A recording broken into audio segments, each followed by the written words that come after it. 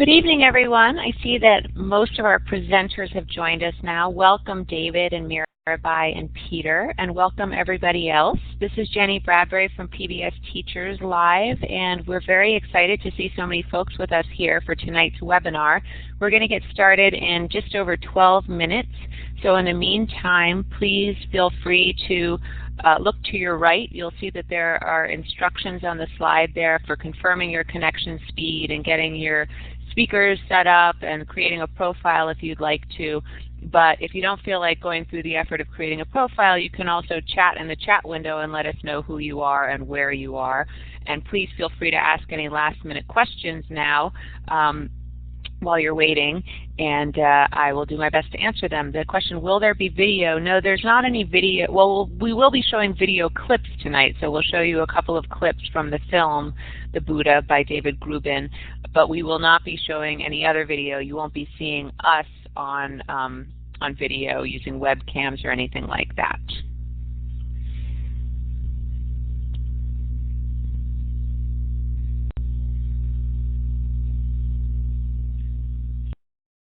At the tone, you will be the fourth caller in the conference. To mute or unmute your line during the call, please press *6 at any time.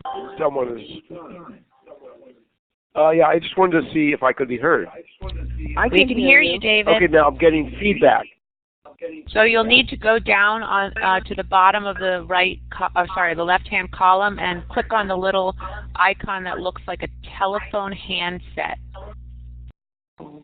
Yes. Okay. It'll pop up a window and then click OK. Okay. And now it recognizes that you're on the telephone, so you shouldn't get feedback anymore. Does it sound okay now? Oh, good. Okay. Very good. And can you hear me? I can hear very well. Okay, great. Can you hear me? Yeah. And so we moderators can hear each other, but the others, the participants cannot hear us. Is that correct, Ken? Nope, everyone hears us. Be careful what you say. Oh, okay. Okay. But when we write something, does everybody see that also? Everyone sees that too, unless there's a drop-down menu next to the send button, and you choose to just send something to the moderators. But if you send it to this room, which is the default, then everyone sees that. So Amy's now here with us. Okay. It looks like she's connecting to the telephone, I hope, and I'm actually going to hop off my headset and connect on the telephone as well. So.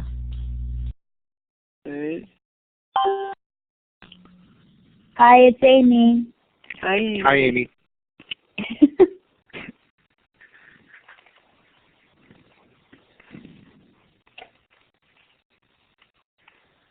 David, I heard the Asia Society screening went really well. Oh my, yeah, it was amazing to see it there. I wish I had been there. Yeah. It was packed. They were turning the people away. I bet. And it's the only time I'll ever see it, probably, just the way I imagined it, with every, all this very high quality sound, and so it was really, very good. Oh, great. Where were you? Were in Hawaii? I was flying back from Hawaii. That was even more painful. That's not a bad place to be. Yeah, but Joan and Al loved it. Oh yes, I got a very nice note from Joan. I mean, all these little things that are coming in. All these little notes. Is everybody also online listening? I see little notes coming in. Oh, little notes are coming in. Oh, good.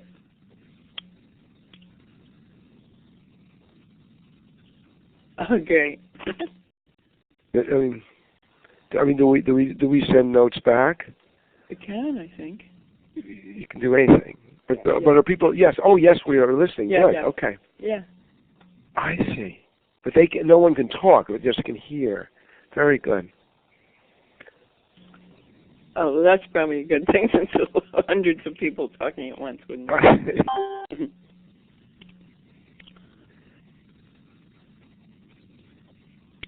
Okay, I see. I can hear you, God. Mm-hmm.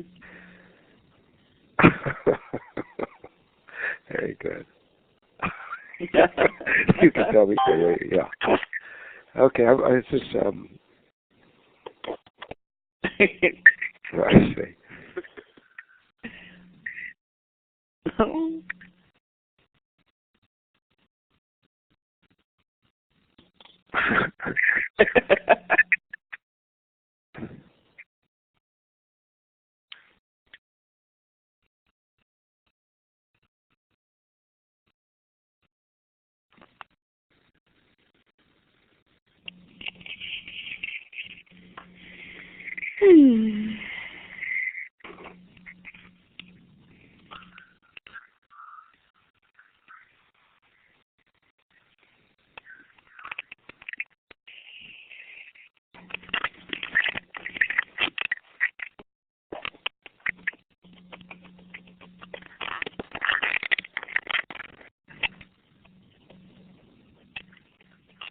Hi, Joyce Bailey. I saw your note. This is your first webinar. Welcome. We're so glad you're joining us for your first PBS Teachers Live webinar. Really, there's not a whole lot that you need to do other than listen and do exactly what you did by typing in the chat window. We'll be taking people's questions and comments via the chat window. So as long as you can hear us, you should be all set. We'll be showing you some video tonight, and we'll be talking, and then we'll be chatting with you in the chat window. So let us know if you have questions about any of that. But otherwise, you seem to be doing exactly what you should be doing. Yes, Stacy says if you can read these notes and hear people, you're good to go. And just so folks know, we are recording tonight's event, so we'll post recordings on the PBS Teachers Live and Classroom 2.0 websites as early as possible, hopefully tomorrow. It takes us until Monday to do that. But if you have any friends or colleagues who aren't able to join us tonight, or if you want to have the option of going back and listening and watching the event again after tonight, we will provide those recordings for you.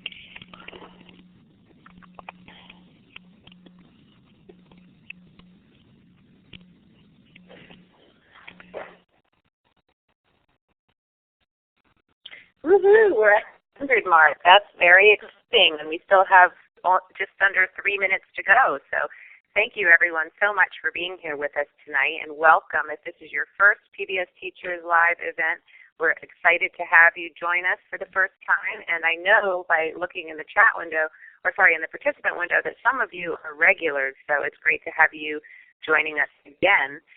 We will get started in just over 2.5 minutes. In the meantime, please feel free to follow the directions on the side to the right and make sure that your connection speed is set up right so that you can follow along and that your speakers are working, so you should be able to hear me speaking right now. You can also set up a profile if you have the time and inclination, but you don't need to. That's an optional thing. You can just chat in the chat window as folks are doing right now and let us know a little bit about yourself. And we'll be using the chat throughout tonight's event to take questions and have people comment on what the speakers are saying and showing. So you should become familiar with that now, and I'll give a little bit of an orientation to Illuminate in a couple minutes when we get started.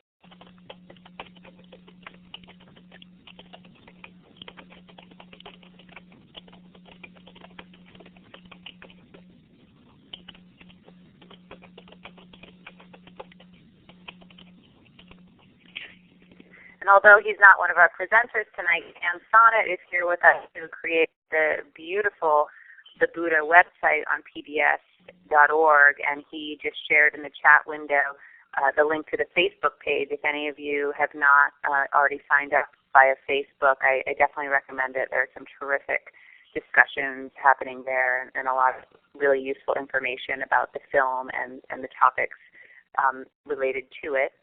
Also, the hashtag for tonight, if you're tweeting, is, I'll put that in the window now, it's the Buddha PBS. So if you want to tweet and let folks out there know about this event and that they can come join us, please do so now.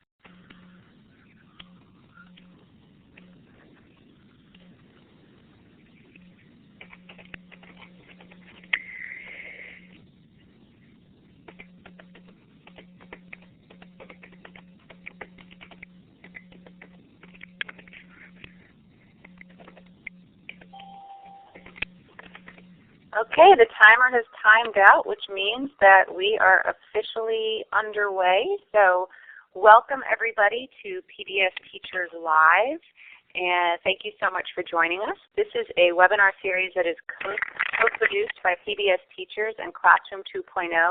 Unfortunately, my co-moderator, Steve Hargadon, the creator of Classroom 2.0, is unable to join us tonight. He was very sorry to miss it. But we do have Kim Case here from Illuminate to help out with any technical questions. So if you have any issues with video or audio or being able to chat during the event, please go ahead and, well, if you can't chat, you can't chat. But otherwise, if you have technical issues, please go ahead and put those in the chat window, and we'll do our best to address those during tonight's event. Just so you know, we will be recording the event tonight, and we'll be posting those recordings on both the PBS.org and Classroom 2.0 websites. So you'll be able to revisit the recording and grab all the great links and examples that are being shown to you by the presenters, and you'll also be able to share the event with colleagues and friends who may not have been able to join us tonight. Before we get started, I just want to give folks a brief introduction to Illuminate. This is our title slide, The Buddha Teaching Mindfulness. Hopefully you're all here for the right event. And this is a quick orientation to Illuminate. So you'll see on the top left there's a participant window, and you should see your name in there as well as the names of all of the other folks who are here tonight. Just below that, there's an icon for raising your hand. If you have a question, though, we really encourage you to just go ahead and put that into the chat window, and we'll do our best to answer it. A lot of times people raise their hands accidentally. If you do that, you can click on that same icon again, and it'll put your hand back down, so no worries about that. To the right of that, there are a few emoticons. So there's a smiley face. If you like what you're hearing, you can give it a smiley face or a clapping hand. If you're confused by what you're hearing, you can give us this little squiggly mouth guy. And there's also a thumbs down, but hopefully we won't get any of those tonight. And then if you move over to the right, you'll see that there are an A, B, C, D, and E. This is part of the polling feature in Illuminate. We are going to be asking a couple of questions up front because we'd like to know who's here tonight. So To participate in the poll, you just have to click on one of those letters, and it'll put that letter next to your name. So I just clicked on the A, and you should see in the top of the participant window that there's now an A next to my name. Then if you go down, there's the chat window. As you'll see, many of you are chatting already. The default setting for the chat is this room. If you send something to this room, everybody sees it. There's a drop-down menu there, though, which allows you to send messages just to moderators or to selected participants.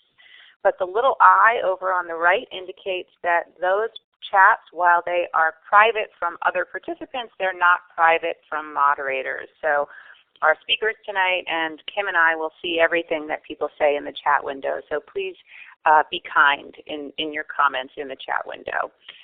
Below that is the audio teleconference. You should hopefully be hearing us just fine. You shouldn't need to use a microphone at all tonight. We'll just be using the chat window for people to ask questions and make comments. Then you'll see to the left of the slide deck over here on the right, there are a set of whiteboard tools. We're going to be using one in just a second, so I'm going to go ahead and flip to the next slide. If you look in that area of whiteboard tools, about halfway down in the right-hand column, there is an icon that looks like a magic wand with a red dot on the end. If you click on that and then click on the map, you can show us where you're participating from. So go ahead and do that now, please. And we'll be zooming in a moment to look at the map of the U.S., but I know we have someone here from Ireland and some folks from Canada and maybe folks from other places as well. So sort of fun to see where everyone is coming from. Oh, we have someone over in India, it looks like. Wow. Nepal, it's hard to tell. You can tell us in the chat window exactly where you are if you want to give us a little bit more specific information.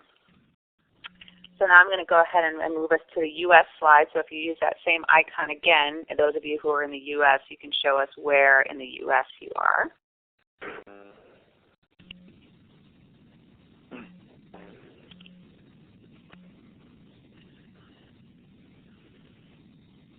We're pretty spread out tonight, which is great. Yeah. Okay, and I'm going to keep us moving. So terrific to see so many folks here. This is an overview of what we're going to be talking about tonight. First, we're joined by David Grubin, award-winning director, writer, and cinematographer who has created many films for PBS, including a lot of biographies that have aired as part of the American Experience series and a 5-part series with Bill Moyers called Healing and the Mind. And tonight he's going to tell us about his brand new film, which airs in April 7th, called The Buddha. So he'll be joining us. Then we're joined by Mirabai Bush, who is from the Center for Contemplative Mind and has been very involved with this project, helping to create a lot of the wonderful resources on the website, which we're going to show you a little bit later. Peter Brown is a teacher who teaches about Buddha and Buddhism in a school in California, and he's going to share with you some of the resources and techniques that he uses with his students. And Dr. Amy Saltzman is an educator and physician who is doing some very interesting research and also some education around mindfulness, and she's going to share with you her work. And then we'll have a Q&A session, and then we'll give you a tour of the website and a little bit of wrap-up to let you know what else we have coming down the pike in the PBS Teachers Live series. So it's terrific to have you all here. Before we get started in presenting, we want to find out who we have with us tonight. So if you could use those polling features that I pointed out before and give us an A, B, C, D, or E to let us know who you teach, assuming that you do teach.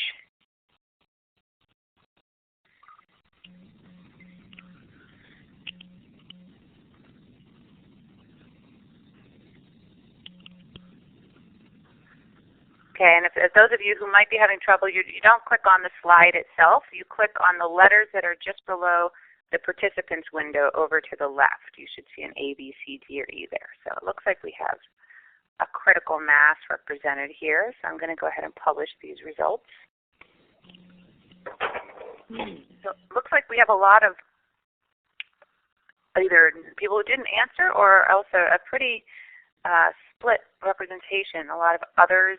If you're an other, you can always tell us in the chat window what exactly other means. But we have it's a lot of elementary, with quite a few college, so that's interesting to see. I'm going to go ahead to our next slide. If you could tell us what, if you are a teacher, what subject area you teach. And unfortunately, we were limited to 5 categories. So if you don't see yourself represented in these subjects, please feel free to go ahead and tell us in the chat window what it is that you teach.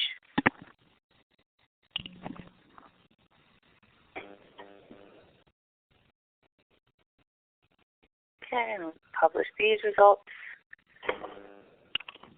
So again, a lot of others and nones, but we do have some language arts and English folks and some social studies and history people, and a few folks who teach the arts, so it's interesting to see. Okay, well, before I get into introducing David, I meant to say up front just a couple things. I told you all that this is being recorded, so rest assured you can access it later. I also wanted to mention that if you want to get a letter confirming your attendance at tonight's event, you should fill out the survey that's going to pop up at the very end of tonight's webinar, and we will send you a letter confirming that you were here, because some folks use these events to earn professional development credits. And then just a note about etiquette in the chat. I see everyone is being very friendly and on topic right now, but I did just want to make sure that everyone knows that we ask everyone to please be as constructive and polite as possible in the chat space, especially when we have a crowd of this size, which is large, and that's terrific to see.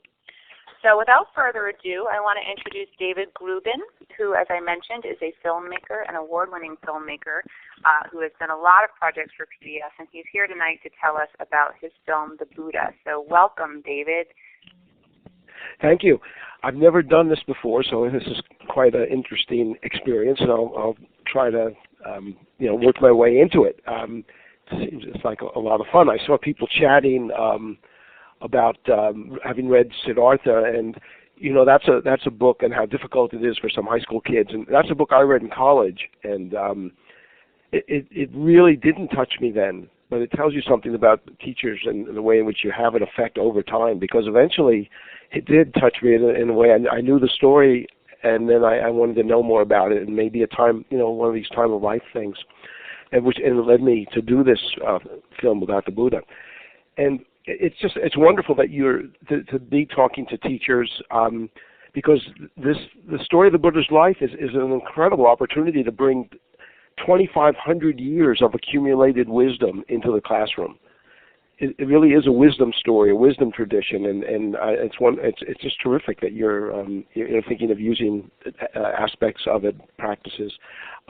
What I'd like to contribute tonight is show you a couple of excerpts from the film and tell you some of the insights I gathered in making it, and I think I should begin by talking a little bit about the Buddha, and you'll see how that led into the kind of film I made. As most of you know, the Buddha was not a god, and the Buddha was not God's emissary on earth. He was a human being, and he lived 2,500 years ago, 500 years before the birth of Jesus. So the stories say he was born a prince, Prince Siddhartha. He grew up in a palace. Every imaginable luxury was his. And his parents, like most parents, wanted to protect him from the pain and the suffering in the world. But when he's 19, he saw a sick man. When he was 29, he saw a sick man. He saw an old man. He saw a corpse, and this stunned him. And he decided to leave the palace and all his pleasures behind him, and he wanted to find out what life was truly about. So he grew up and he left home. I mean, I think this is a story that all of your students can identify with. Now that's how the story goes. So one of my first questions was, well, did this really happen? And what I found out is that in the 19th century, scholars went in search of the historical Buddha, and they came up empty-handed. What they found was that the Buddha of history passed into legend and myth from the moment of his death. And when I realized this, it freed me to make the film, because I knew that I could place the story of his life in its historical context in ancient India. We do know a lot about what India was like 2,500 years ago, but I wasn't really interested in what the Buddha really did, because that didn't really matter to me. What did matter to me is the meaning of what he did. In other words, the story of what he did and the hope that we can take in the message of the story. And what I began to understand in the kind of film I made was it was to understand that this is an archetypal story, and it's open to many interpretations, not unlike the stories in our own Bible. And for millennia, Buddhists have found different meanings in the story. So the question I really tried to answer in the film was not what did the Buddha really do, but rather what was his message, and how can it help us to live richer, fuller, more meaningful lives. And so what I thought I'd do now is show you the way in which the film begins, just the first 2.5, 3 minutes of the film, and then I can talk a little bit more after that and show you another clip. So why don't we go from there? Terrific. Thanks, David. So you should see a window pop up now for you on your own computer with a YouTube clip. And if you're having issues with volume, you may need to adjust the volume on your own computer, but this should start playing for you shortly.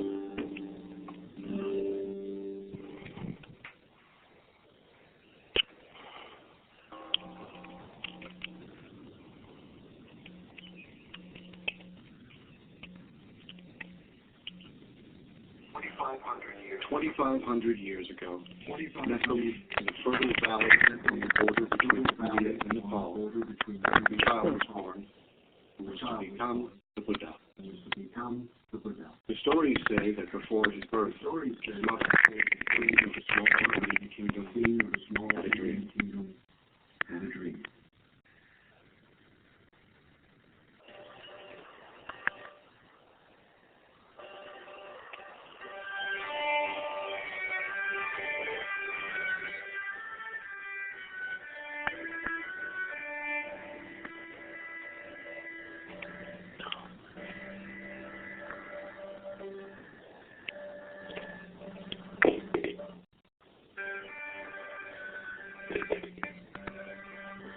A beautiful white elephant offered the queen a lotus flower, and then they took the side of her body.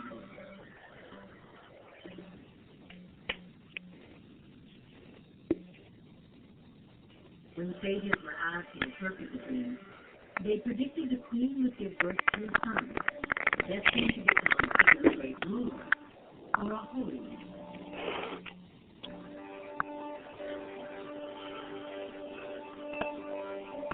One day, they said, he would either conquer the world or become an enlightened being, the Buddha. People like stories. It is one of the ways we learn.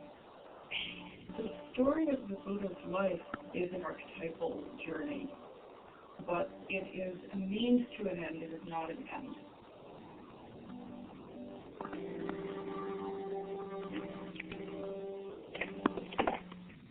Within 10 months, as a tree lowered a branch to support her, a baby boy was born, emerging from her side. 7 days later, the queen died.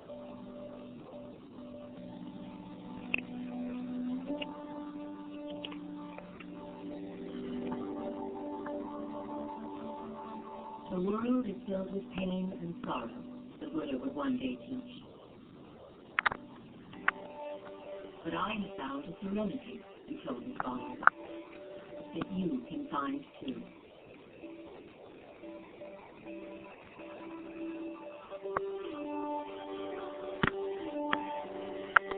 Everybody understands something. It's something that we all share with everybody else. It was utterly intimate and utterly shared. So that's the place to begin. That's where we begin. No matter what your circumstances, you will end up losing everything you love. You will end up aging. You will end up ill. And the problem is that we need to figure out how to make that all be all right.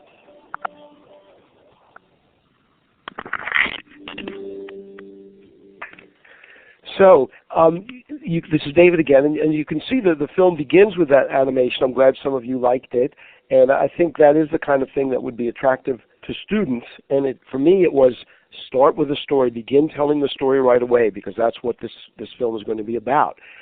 And the other thing that I wanted to do right in the beginning was to introduce the audience to the Buddha's thinking, and the essential in his thinking, as W.S. Merwin says, is the Buddha begins with the recognition of suffering. And so we bring that right up to the beginning, because everything is built on that foundation. You know, the French philosopher Descartes built his system on another idea, on another certainty in his mind. I think, therefore I am. And he begins with his head. The Buddha begins with his heart. And he asks the question, what can we do about suffering? And he finds a path, a way to deal with suffering. And that's what the film is going to show us, how he understood that. And if we've been able to see a little bit more from this excerpt, you would hear Jane Hirschfield, the poet, say, and what the Buddha found, we can find too. And that, in a way, is the message of the film.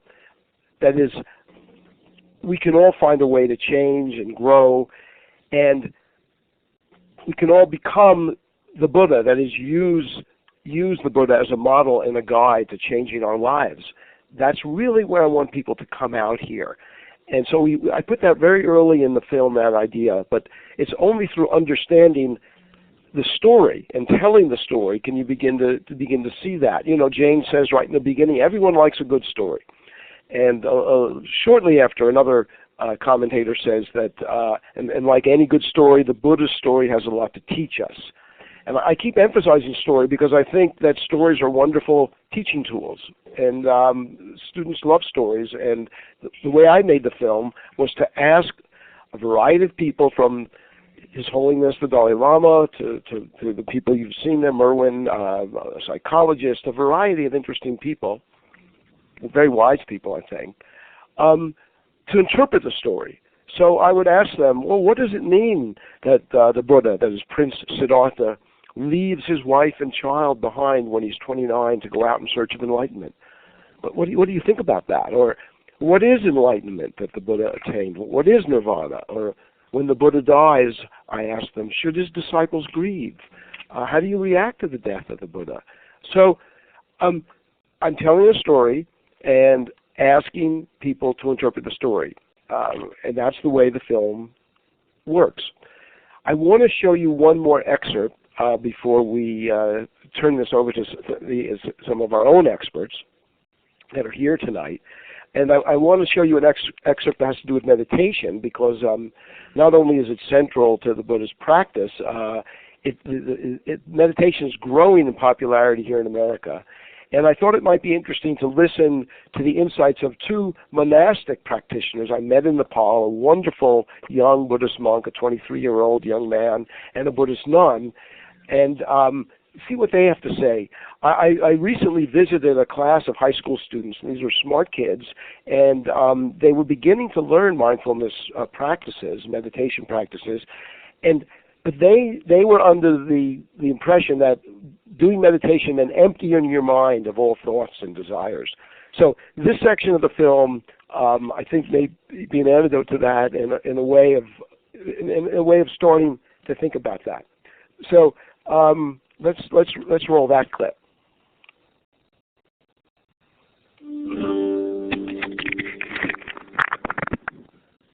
Bliss, nirvana, the Buddha taught, could be found in a fleeting moment through the practice of meditation. The Buddha showed his followers how to come to terms with their own roiling thoughts and desires by paying attention to them, by becoming aware, becoming mindful. As an ancient poem counsels, like an archer, an arrow, the wise man steadies his trembling mind. Sickle,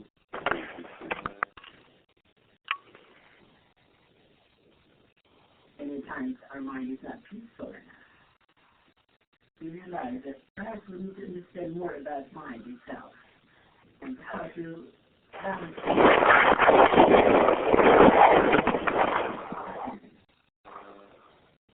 The difficulties come from within.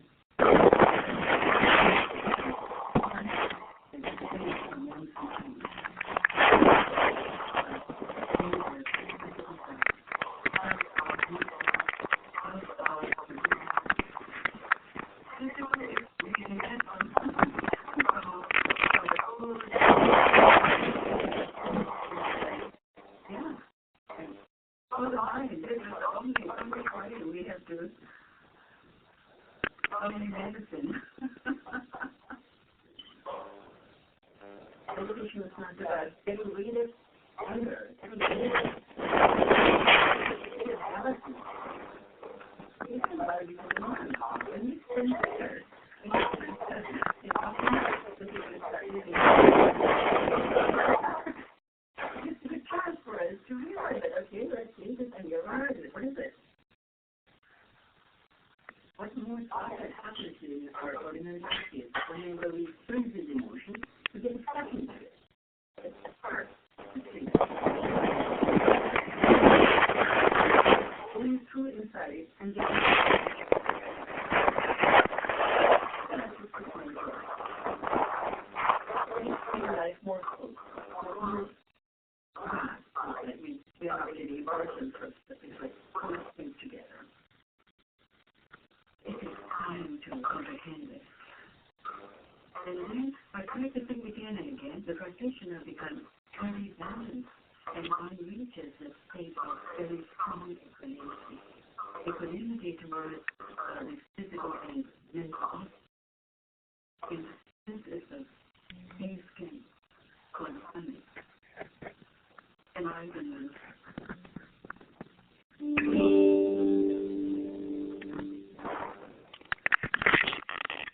So thanks for taking the time to look and to listen, and I'd like let's move on to the education experts.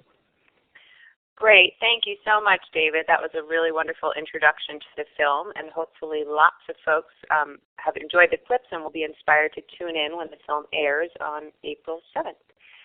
Now I'd like to introduce Mirabai Bush, who's the co-director and senior fellow at Center for Contemplative Mind and Society in Northampton, Massachusetts. As I mentioned earlier, Mirabai has done a lot of work on this project, including on the website, and she's here to tell us about using the film with students. So Mirabai, welcome. Hi, everyone. Well, we've thought of several ways in which you could use this wonderful film. The first is obviously as an introduction to Buddhism for those few of you who may be teaching a course in comparative religion. You could also teach about the Buddha as part of world history or art, or teach his ideas as part of conflict resolution studies or philosophy or writing. The film brings up all the big questions. And as you can see from the trailer and more from the whole film when you see it, and as David said, the Buddha wasn't a god. He was an extraordinary human being who searched for the truth and found a path to it, which he then taught to many others. He wasn't a Buddhist, obviously. He didn't try to found a religion, although one did get formed. And when I was just watching the film again this afternoon, I was really struck at how much, more than anything, he was a teacher, a really good teacher. He simply shared with others the practices and the wisdom that he discovered in a systematic set of trainings to develop compassion and fulfill the highest levels of human development. So you can present the film in a secular context as part of a history or culture or a film course where it could be appreciated as the story of a man, a teacher, who offered insights that contributed to the evolution of the human spirit, available to all. Today, as I think David just said, it's this path of practice and meditation that draws most Western students to Buddhism. Another way in which the film can be used in Western classrooms at any grade level is to introduce the basic practice that the Buddha taught, called mindfulness, into the classroom to help students learn. Not the story of the Buddha, but the practice that the Buddha taught, that the story is about. So many teachers are doing this in both public and private schools. Many of you, I can see from the chat, many of you are doing it, and others of you know other people who are doing it. And it's happening from kindergarten through higher education. Mindfulness, has already been said, but is a way of paying attention here and now, right now, with kindness and curiosity. It's utterly secular.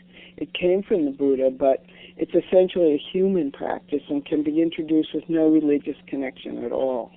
It's simply finding a still place within from which to notice your breath, breathing in and breathing out, or your thoughts or your emotions.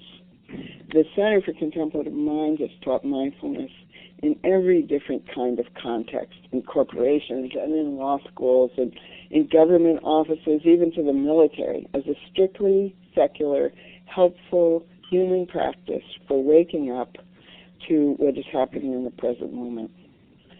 Mindfulness brings students into an alert but relaxed awareness of themselves, their minds, and their bodies, and their surroundings. New research is showing that mindfulness increases attention skills, reduces test anxiety, and it improves emotional regulation. Within that, there are things like it allows you to hold two conflicting ideas in the mind at the same time. I'm sure you try to get your students to do that. At Google, the Center for Contemplative Mind designed a mindfulness course called Search Inside Yourself. And we're finding that mindfulness improves all the capacities of emotional intelligence, really important in the classroom: self-awareness, empathy, motivation, self-regulation, and social skills. There's lots more information on mindfulness research at contemplativemind.org. Amy's going to talk about more in her piece, and there's more on teaching mindfulness at the Buddha website, lots more, including a really great guide that was just posted tonight, which Amy wrote. So today, Amy Saltzman, Director of the Association of Mindfulness and Education, which is a collaborative association of organizations and individuals, you should check it out, working together to provide support for mindfulness training in K through 12. We'll talk about introducing mindfulness in the classroom. And Peter Brown, who teaches a course in comparative religion at the independent Menlo School in Menlo Park, California, is just about to talk about teaching the life of the Buddha. I hope you enjoy it. Peter? Oh, thanks, Mirabai. In addition to this wonderful new film, there are abundant curricular resources available for teaching Buddhism for varied educational populations and needs. I noticed from the chat room that many of you are involved in some way in this kind of work, and you may have seeing great ideas for teaching it as well. Some of you guys teach in a conventional school or teach in a secondary school. I'm going to be talking about my own student population and the curriculum that I use with my own context in mind, but I'm happy to talk with you more after this or by email after the webinar if you'd like as well. I'm part of a team that teaches a comparative religion course at a private college preparatory school in the San Francisco Peninsula. As Mirabai said, it's called Menlo School. While my school has no religious affiliation, this course is a core requirement, and all students take world religions as their history course for 9th grade. It's worth noting that a survey course in world religions, including Buddhism, is one option for 9th grade in the California History Social Science Frameworks for Public Schools. The purpose of our comparative world religions course is not to encourage or discourage any particular religious affiliation or identity, but rather to help students understand the peoples of the world, and on a more personal level, to develop their own answers to eternal questions that the religions or wisdom traditions, as David said, ask and answer. Because traditions like Buddhism are best experienced as well as read, studied, and analyzed in the standard academic way, we try to give students real, tangible experiences in the class and also encourage students to attend religious activities outside of class wherever feasible. In fact, one of the highlights for my students during the Buddhism unit is an optional visit to a meditation center in the Buddhist tradition in our neighborhood. We spend the afternoon meditating and listening to Buddhist teachings from a skilled and wise Buddhist teacher. There's no substitute for giving students exposure to people who are steeped in the wisdom of the tradition. So that would be one of the things I would recommend. My unit on Buddhism, here's an excerpt of my course outline, which I don't know if you can read too well, but there it is. My unit on Buddhism is 15 class periods of about 55 minutes as part of a semester-long inquiry into primal and Eastern religions. The unit on Buddhism is taught after the one on Hinduism and before the one on Chinese religions, including Taoism and Confucianism. My unit is about 3 days devoted to the story of the Buddha, which is the focus of the new film, about 4 to the Dharma, which is Buddhist teachings, which is also a focus of the film, and then 3 to learning some of the Buddhist denominations and subgroups. And the remainder of my unit is revisiting the earlier themes, the story of the Buddha's life, the story of the Buddha's teachings, and also devoted to a challenging classic that some of us were talking about in the chat room before called Siddhartha by Hermann Hesse. That's a book that some of my high school students find very, very challenging, but there's a lot of emphasis at my school on academics and reading and writing. So this is it's an opportunity to experience a wonderful classic novel, but also we do a lot of writing activities around that. I'll describe about 4 or 5 of the highlights of my unit. I've mentioned the visitations to Buddhist centers. I would put that up there, number 1. My team and I use essential questions as through lines for the year. The same ones are asked for all the religious units, including the one on Buddhism. Because I teach a year-long course, I have the luxury of revisiting these questions over time in a variety of ways. But I would use these questions even if I were teaching the unit on Buddhism in isolation from other units, because they provide a way to engage students in the subject, and because they hold intrinsic interest for students regardless of prior exposure or interest in the world's religions. The first question about freedom has particular resonance for my students, and I like it because freedom is a word that has both a religious and secular value. Many students at my school are secular, agnostic, or atheist, identified in that way, or have little interest in religious questions per se, but they are interested in freedom. And typically they define freedom as an absence of constraint, say from parents or oppressive teachers who are giving them homework or other conditions.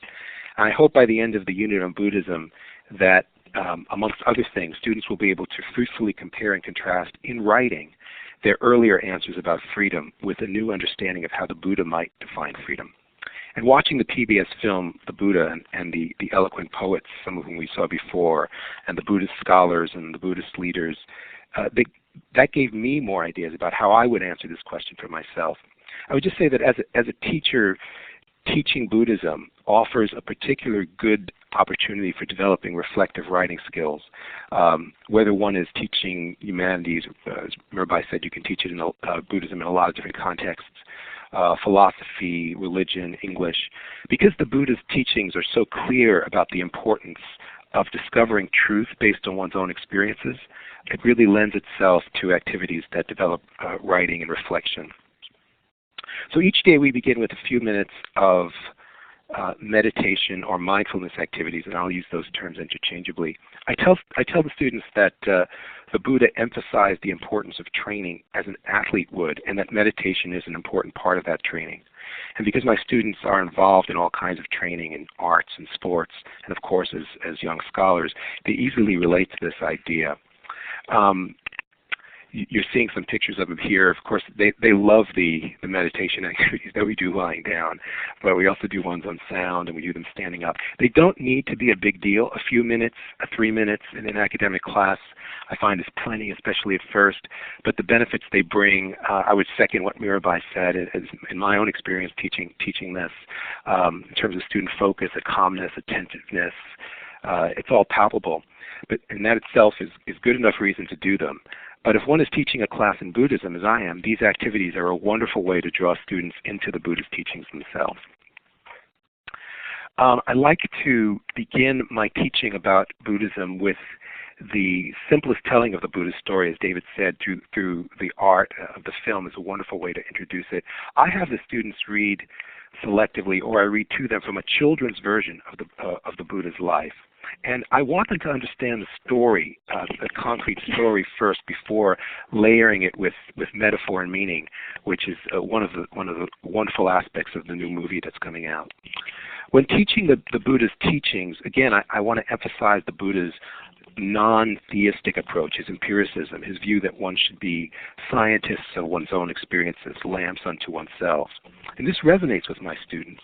And I try to teach some of the central teachings, such as the ones you see here, the Four Noble Truths, the three marks of existence, and the Eightfold Path, through a series of writing and reflective exercises.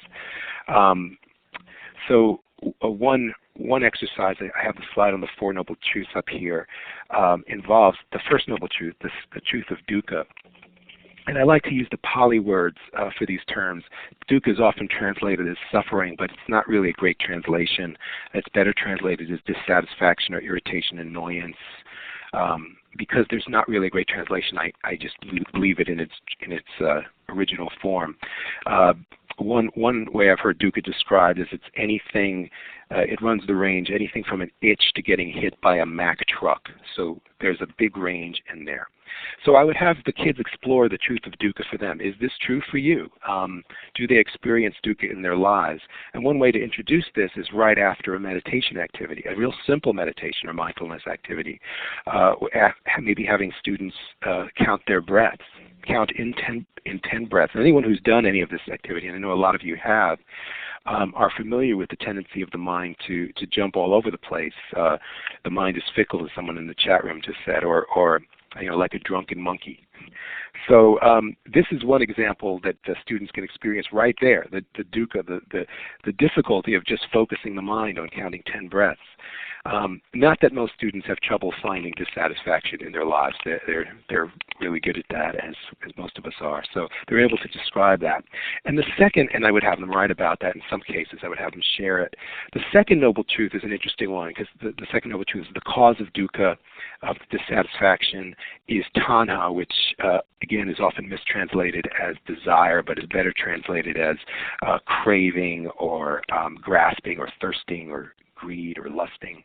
So I would have students once again look at the dukkha that they just described in their first reflective writing exercise, and then look at that again. And I would challenge them, because the Buddha didn't want anyone to take these on, these truths on faith. He wanted them to try. He wanted people to try them on in their own lives and challenge them. So in that spirit, I asked the kids to find if there is grasping or clinging that's the source of their dissatisfaction. And I have them write about this and share their writings first in small groups and with the larger group. And I find this is a fruitful way to go through the teachings of the Buddha. There is the fourth noble truth. There's a training that one can do to end suffering, or another way to put it is for happiness. And that training is the Noble Eightfold Path. And I like to use in this in this teaching, I like to use the metaphor of the path and just develop it artistically. So I have the kids draw a trail and the 8 steps on the trail. But I'm realizing that my time is a little coming a little bit short, so I want to skip to the third step, which is right speech, which the students have taught me is what really is most important to them. They're all important. All these steps are important. But the precept is an ethical precept of right speech, which means speech that is truthful, timely, helpful, and kind. That one really resonates with them. And in one of my colleagues' class, we still don't know who it was, maybe my colleague Andy Kidd or my colleague Martin Newton, both of other teachers who teach this class or did teach this class. Their students started drawing this R on the backs of their hands, and they would flash it at one another when they experienced or when they suspected wrong speech that wasn't truthful, timely, helpful, or kind. And I think that's a great example of students taking what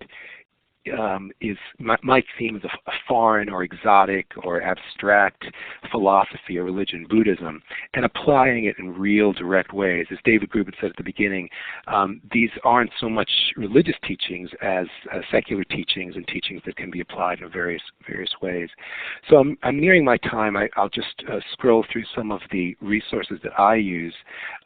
Diana Winston is an expert in teaching Buddhism to youth, and she has a book called Wide Awake, and she's at UCLA now, and I would recommend her work. If you're in the Bay Area, some of you are, Youth Yoga Dharma is an organization that offers classes for teachers teaching Buddhism. I took one of the classes with with them, and it was great. Of course, if you're lucky enough to be near a Buddhist center, many of them have programs for youth. Here's one at Spirit Rock, also in the Bay Area. But if you're not near a Buddhist center, and some of you are far afield, there also are lots of audio resources available. These are two ones. All of them available free. There's the famous Hessa Siddhartha book, and here's some other books that I read. And I'll be happy to talk with you in the chat room more about this or afterwards. Thanks a lot. And now I think I'll turn it over to Amy for the next part. Thanks, Peter.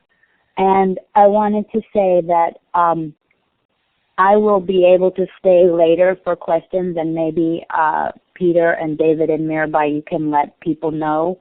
And we're going to move through this at a reasonable pace, and I prefer not to rush. The other thing is, David, thank you so much. You and the healing and the mind is actually how I came to be doing this work, so my deep appreciation for that. And there are a lot of resources. There will be a document going up on the web that is going to contain all the research and additional resources that I mentioned, so you don't need to feel like you need to be scribbling while I'm talking. And the last thing I'm going to say is I will not be reading the chat while I'm speaking because I can only do one thing at a time. I have a particular job here today, and my job is to talk about delineate the distinction between teaching the life of the Buddha and Buddhism and teaching the practices of mindfulness. And so before I begin, it'd be very helpful for me to know what your experience with mindfulness is. So if you can, again, use the letters at the bottom right underneath the participants window, we can get a sense just of who's here.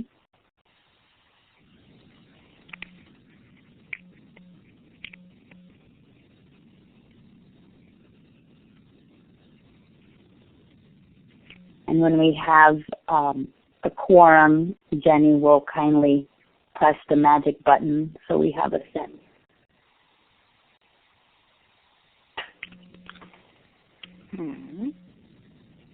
Great. Okay. So that gives me a sense.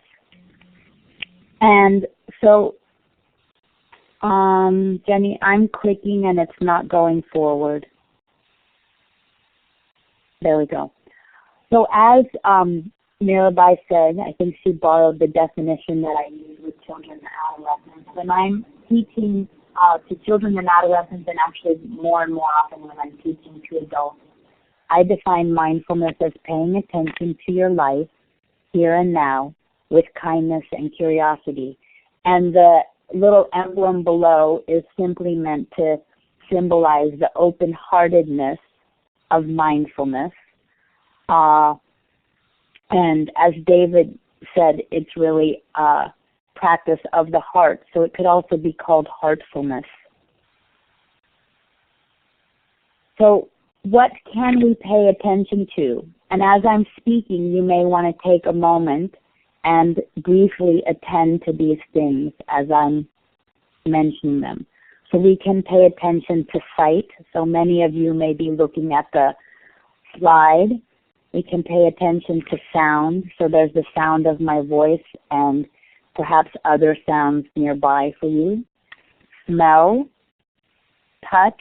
So simply the touch of your clothing on your skin, and taste.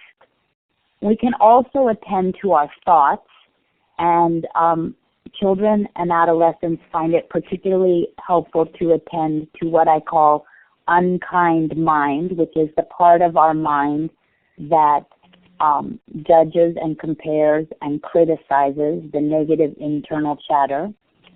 We can pay attention to our emotions, and many of our more distressing emotions are actually based on untrue thoughts, and so we can also pay attention to that connection. When we have this internal information, we can then pay attention to our interactions with others and our interactions in the world. And the world really means anything from the world of our families and our classrooms to our local communities to the world as a whole. And paying attention in and of itself is very helpful, but what matters more to me and what I emphasize when I'm teaching is that this type of paying attention then allows for choice. And specifically, it allows us to choose how we respond in various situations rather than reacting out of habit. And Mirabai emphasized this, but if there's one thing that you take away from this section of the webinar, I would like it to be this. Mindfulness is a natural human capacity, and one does not need to be Buddhist or spiritual or any other label that you might want to tie on there to practice mindfulness any more than one needs to be Italian to enjoy pizza. So now I'm going to ask that we stop chatting, and if you have other browsers or your email open or you're texting your friends about how great the webinar is, I'm going to ask that all that come to a pause. And I'm going to introduce you to the still quiet place. So if you're willing, close your eyes, and if not, perhaps look at the beautiful iris that's here, and bring your attention to the breath. And see if you can actually feel the breath in the belly, feeling the breath and the expansion of the belly as you breathe in, and the release of the belly as you breathe out.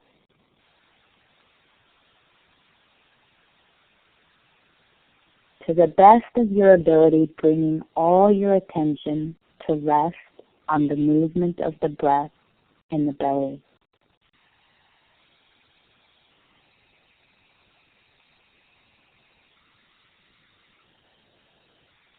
And now seeing if you can feel the entire in-breath from the very first bit of expansion all the way through to where the breath is still.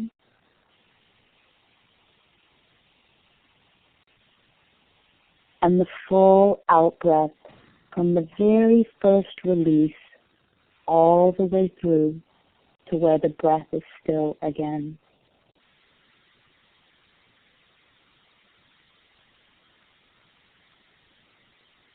Feeling the rhythm of the breath in, still, out, still. And now seeing if you can let your attention rest in that still, quiet space between the in-breath and the out-breath.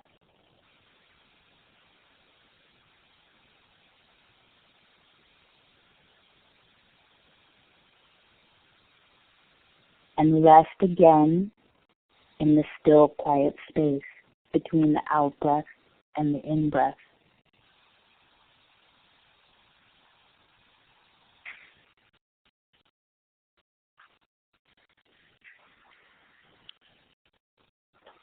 And perhaps some of you are now feeling a sense of stillness and quietness inside of you. And if you're not, that's fine too.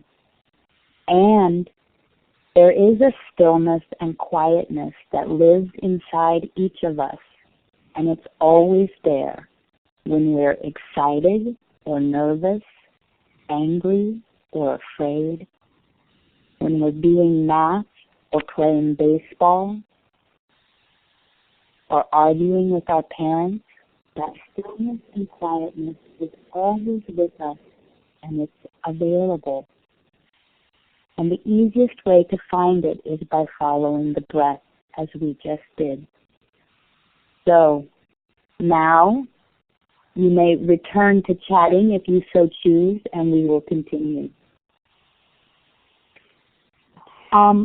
I want to speak briefly about the 30 years of research on mindfulness-based stress reduction in adults. And in short, that research tells us that adults who practice mindfulness have decreased stress, depression, anxiety, hostility, increased stress hardiness, sense of meaning and purpose, increased immunity, so think about your classrooms in October, and increased activity in the right prefrontal cortex, which is the part of our brains that are responsible for positive emotions. I want to speak more specifically about the personal and professional benefits of practicing mindfulness. So there is research from caring professions, and I definitely put teaching in the category of a caring profession with all its attendant joys and challenges. And this research, and now I'm talking specifically about an article published in JAMA in September of last year, and this was with physicians, showed decreased burnout, decreased emotional exhaustion and depersonalization, increased emotional stability, conscientiousness, personal accomplishment, and empathy. When we look at research specifically done with teachers, and this is the 8-week SMART program curriculum, teachers who practiced mindfulness had increased work satisfaction and decreased occupational stress. And again, all these research papers are listed in the supporting document, so no need to scribble. A recent paper by Chris Jennings and Mark Greenberg describes how when teachers practice stress reduction and mindfulness, it supports their social emotional competence. And this in turn enhances the classroom environment and the students' ability to learn, as well as their social and emotional development. And based on their preliminary work, the Department of Education has funded a $1.2 million grant to further investigate these effects.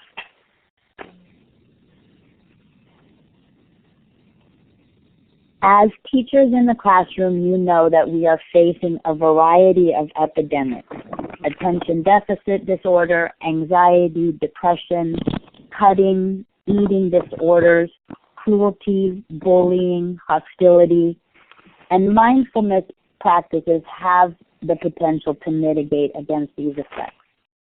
The preliminary data for K through 12 programs shows that children have increased attention and social skills and decreased test anxiety and ADHD behaviors. There's a beautiful study that was just published by Lisa Fluke from the Mindfulness Awareness Research Project at UCLA that showed that children with poor executive function had gains in behavioral regulation, metacognition, and overall executive control. My study with 4th through 6th graders in collaboration with the Department of Psychology at Stanford showed that children had increased ability to orient their attention and decreased in anxiety.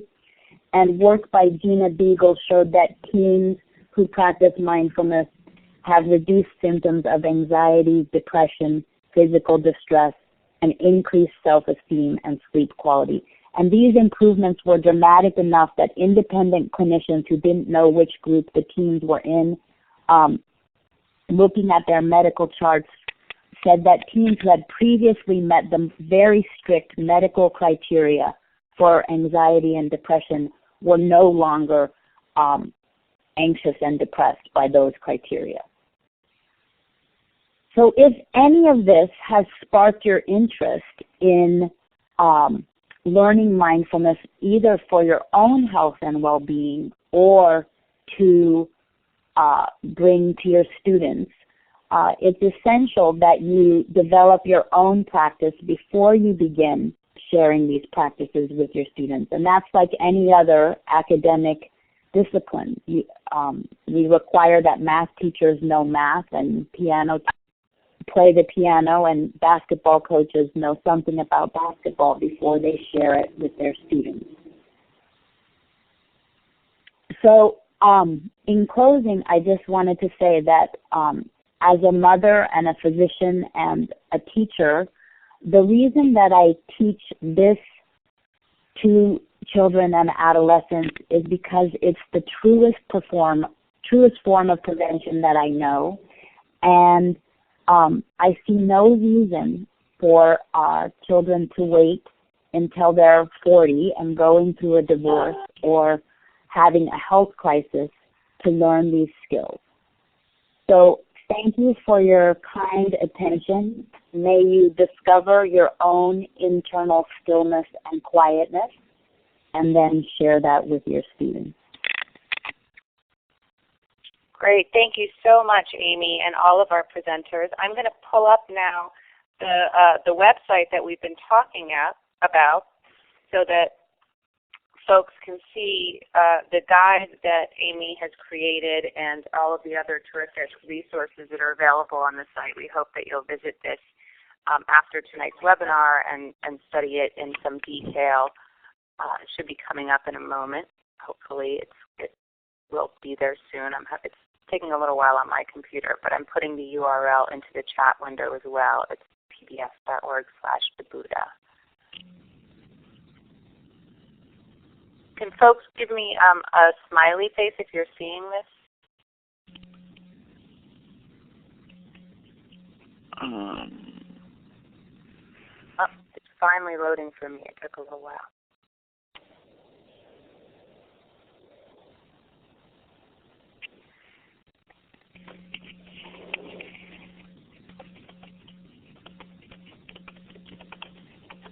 People are saying blank screen, nothing yet. Loading on my end, so hopefully it will load over there. But as I said, it's pbs.org/thebuddha, and I put the URL in the chat window there. So I definitely encourage folks to visit the site after tonight's event. There's a section of the site that's called Educational Resources, and on that page is an original guide that Dr. Amy Saltzman wrote, which has some terrific techniques that you can use for students in the classroom to share with them some mindfulness practices, and it also has some of the research that she cited tonight. I'm going to go ahead and close the window because unfortunately it doesn't seem to be loading for people, but it's a beautiful site, and I hope that you'll visit it after tonight's event.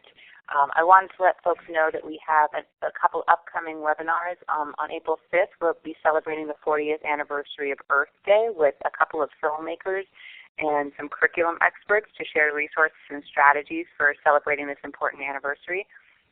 And on April 7th, we have a webinar focused on teaching the new diary of Anne Frank from Masterpiece.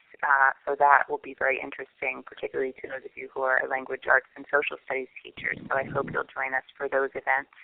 We hope you'll visit us at PBS Teachers, where we have thousands of free resources for educators as well as a vibrant online community.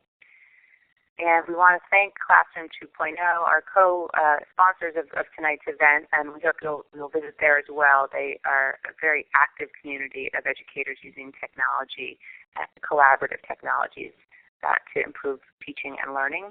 We want to thank Illuminate, our sponsor tonight, and I want to let folks know again that tonight's event will be archived. Recordings will be available at both PBS Teachers and Classroom 2.0, so you can access the whole recording. A couple people asked about getting copies of tonight's slides to share. If you look on the top menu, all the way to the left, there's a little icon that looks like a disk. If you click on that, you can save the slides to your desktop so that you can share this presentation with others. And there will be a survey at the end of tonight's event that'll pop up as soon as you close out of the Illuminate window. And if you'd like to get a letter confirming your attendance here tonight, please do fill out that survey and let us know, and we'll send that letter to you as soon as possible. So I want to thank all of our presenters for being here. You all did such a wonderful job of sharing terrific information and also helping us to really sort of feel what you were talking about. Amy has generously offered to stick around for a few minutes for Q&A, and I believe our other presenters are willing as well. So, folks, if you have questions now that you didn't ask previously and you want to pose them, please do that in the chat space. And while we're waiting for those questions to come in, I saw a couple questions that I wanted to make sure got addressed. So one question came, Peter, you had mentioned that there is a children's book that you use with your students, and someone asked what the name of that children's book is. Yeah, the name of it is Printa, The Story of the Buddha, and it's by Jonathan Landau and Janet Brooke, B-R-O-O-K-E. And I can give the ISBN number if you'd like. Would that be helpful? Sure, why not? It's 0, actually I'll just write it in the chat space. Wouldn't that be easier? Perfect. Great. And then Amy, I think this question was for you. Someone was asking if there's any research in mindfulness and autism or Asperger's.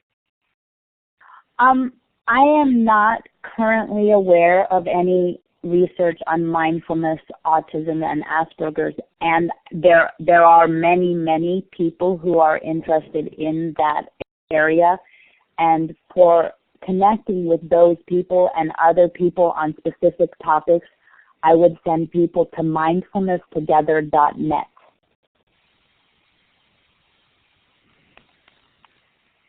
Sorry, you said that was Mindfulness Together? I'll put it in the chat. I can do Terrific. that too.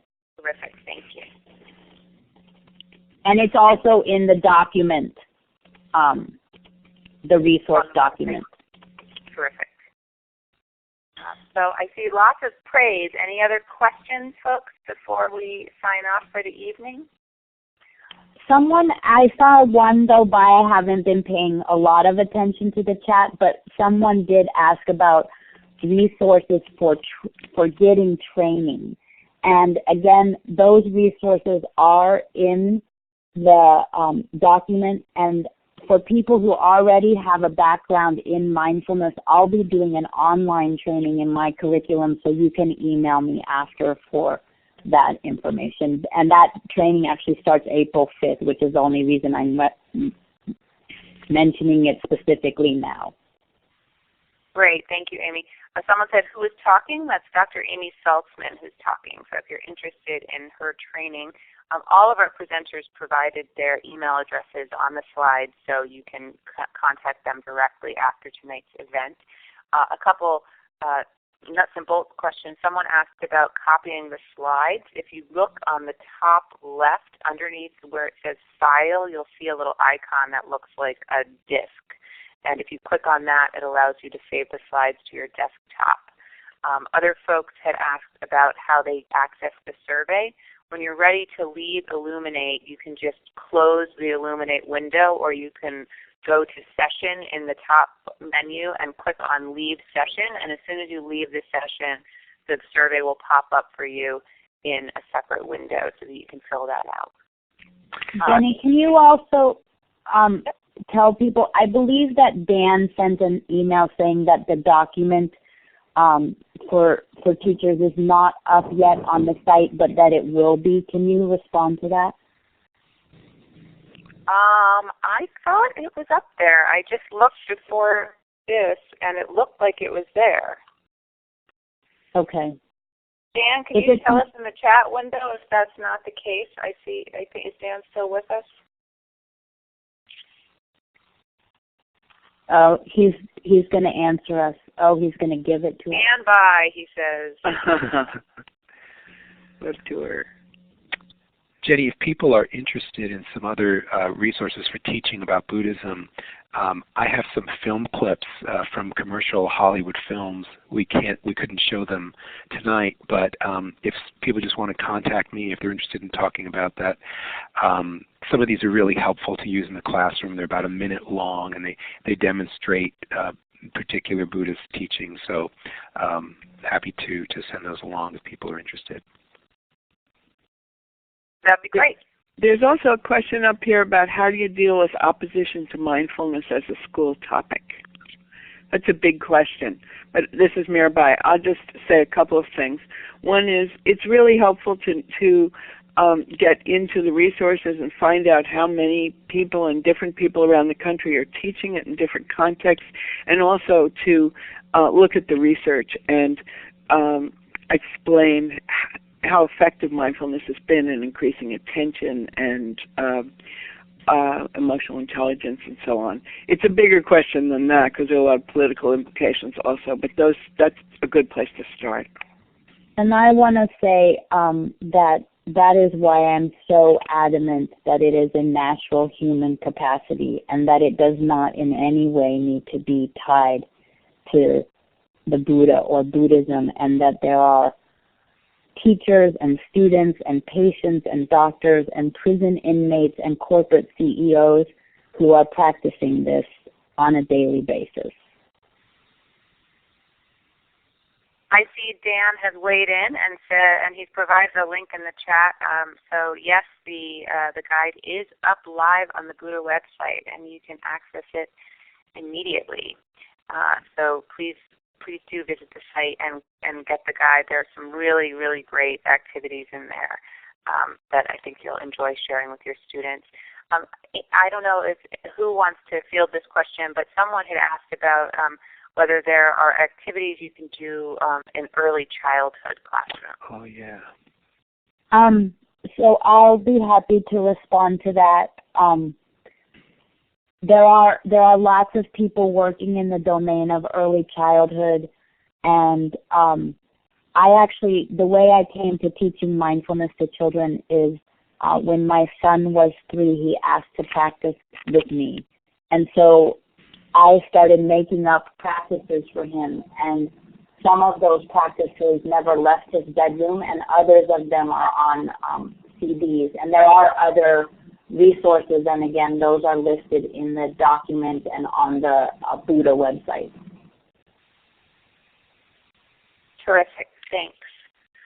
Any other questions, folks? There may have been some. There's a question about mindfulness with inner city kids, and Amy, you know more, but I will say that we've done lots of work with inner city young people and young people of color and so on, and it's been amazing, and it has to be offered in the right way, in the right language, by teachers who get it and also get the lives of the students they're teaching. But it's been really amazing. And if you want to know more about our work, which is with youth, which is more like 14 to 21, email me and I can send you some things. But Amy knows about actually in the classroom. Yeah, so in the classroom, the program that's doing this the most is called Wellness Works, and they're based out of Lancaster, Pennsylvania. And then in the community, there's the Lineage Project in New York and the Mind Body Awareness Project in the Bay Area. But those are all terrific resources for working with inner city and at-risk youth. I might just add, from the Bay Area perspective, that the Oakland urban schools, there's a great demand for mindfulness, more so than can be met, because they find so much, the school system and the students and the people who work there find so much benefit from it. Great. Amy, I think you'll probably want to speak to this one. Leslie asks, what are the dangers in teaching mindfulness without having a grounded practice as a teacher? So, thank you for the question. One of my favorite topics, actually.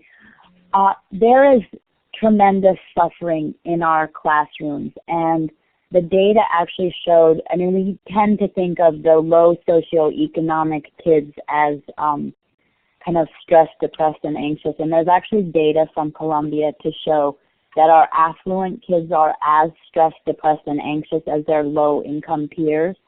And in any given classroom, there is a child or children who have lived through their own illness or the divorce of the parents or true abuse, and you never know. And so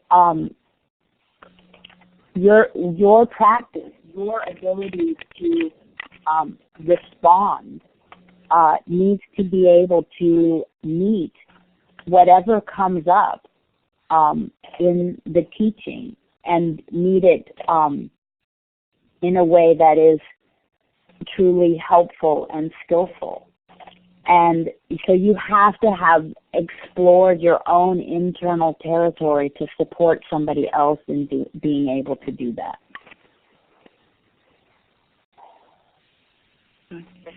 Here's a question about movement meditations in the classroom, like Qigong. I guess there are lots of them, and many people have used them, and it might be helpful to go to the Contemplative Mind website, and you'll see there we have what's called the Tree of Contemplative Practices, and it has about 50 different practices on it, including lots of movement practices, with descriptions and links and so on, and then also go into our higher education section, where although the population is different, the practices are the same, and you'll see lots of people using yoga and Qigong and Tai Chi and silent walking and walking the labyrinth and so on. And almost all mindfulness programs will include a portion of yoga, and conversely, most yoga programs will include a portion of mindfulness. And so it has to do with the ratios. And I see that Karma Carpenter's on the chat. And Karma, maybe you can put up the link to your organization so people who want more movement-based practice can visit you there.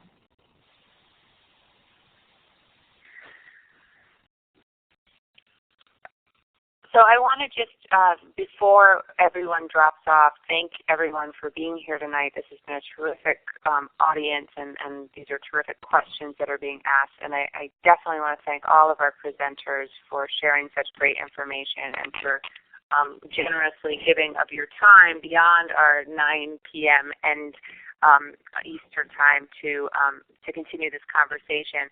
But I also want to let you know that if you do need to leave for some reason, you should feel free to do that. And I want to especially thank David for taking the time out of his busy schedule.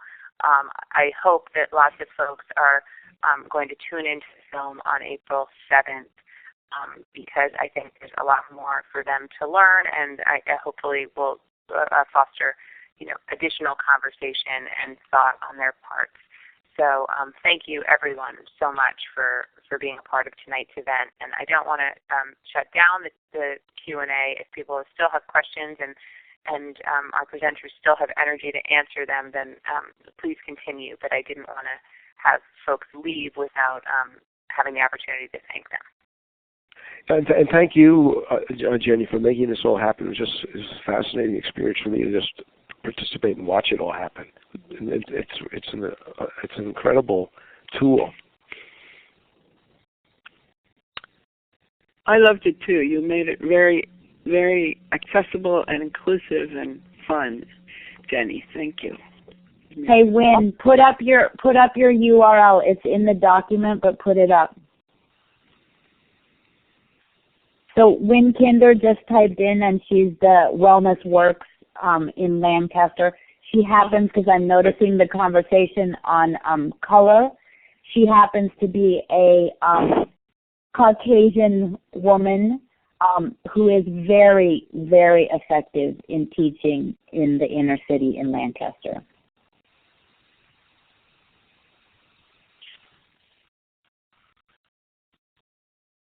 Okay, well, good night, all, and thank you once again. It was really great. Yeah, thanks to all of you. David. Okay. Good night. Good night. Good night. Bye-bye.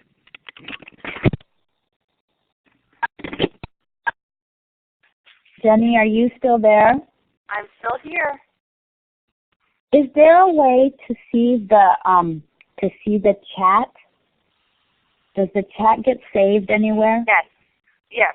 So we record. We offer 3 recordings. So we'll post a recording of the entire event, which will look very much. It'll open in an Illuminate window as though you're here for the whole thing.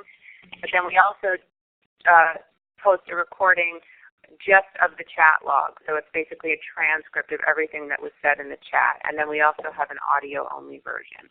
So all three of those will go up on the PBS Teachers site and the Classroom 2.0 site as soon as we have a chance to process them, which hopefully will be by the end of the day tomorrow, but if not, will be on Monday.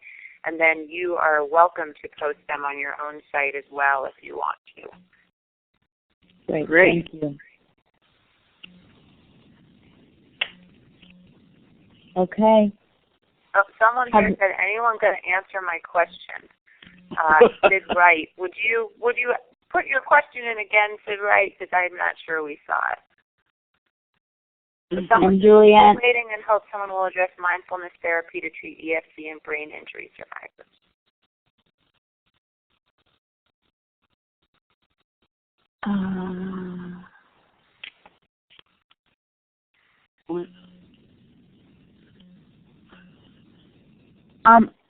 Bonnie, I've heard this question asked twice in the last, or maybe even 3 times in 3 different forums in the last week. I'm not sure if all of them are you or not. So I think there's interest, but again, no current data. And again, I'd go to mindfulnesstogether.net and see if you can find a research colleague or other interested parties.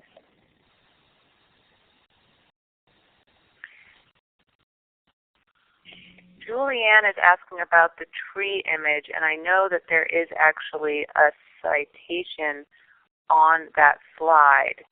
So I'll type that into the chat window. And you know what? I think the citation on that slide is not correct. Oh. Forgive us all. That's email communication. The picture actually comes from Flickr, and I found it by going to Flickr and putting in the word choice. And it comes up, and then you can actually communicate with the photographer himself, or herself, I'm not sure, actually. Perfect, thank you. There's a question here from Sid Wright, which Amy has kind of already answered, but I think that how you teach mindfulness in a conservative environment is not to teach Buddhism, but to teach mindfulness. And in order to do that, you need to demonstrate the value of mindfulness. And often the best way to do that is through existing research and anecdotal evidence. And you still may have a difficult time. Yeah, and the document that's on the site is really written to address this, and was written actually with the intention that it could in and of itself be presented to a school administrator or PTO board or whatever you want. Yeah, I just looked at it again a little bit when Dan announced that it was up, and it really, I think I'd start with that. It could be really effective.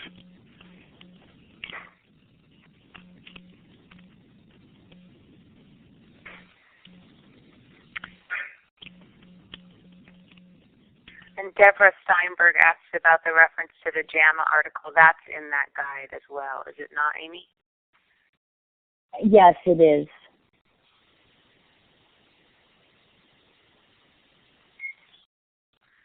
Yeah, here's some more. Yeah.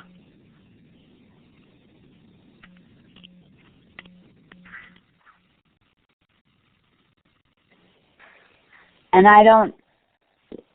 I'll save that comment for later. It's fine. Okay, have we addressed as much as we can address in this format, knowing that you can certainly contact all of us for more specific requests? I think so, yeah. I think that now is a good time to sign off. we've given folks a lot to think about and a lot of links to find what we've talked about. So thank you again so much for being here and for sharing this terrific information and for writing this wonderful guide that now lives on the website. I really, really appreciate all of the time and thoughtfulness and effort that you've put into this project. Good night, everyone. Good night. May you all be happy.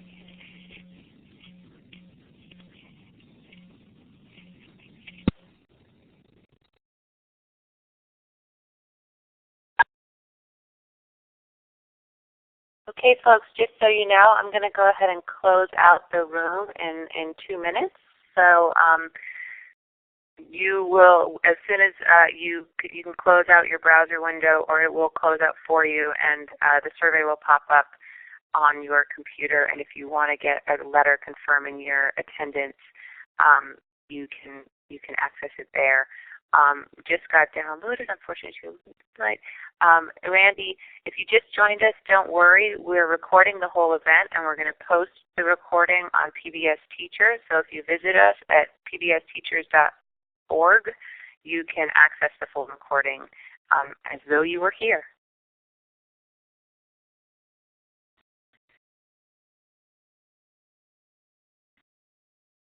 And thank you, Kim. I should have said that earlier. I apologize. Thank you so much for being here and for your help with moderating tonight.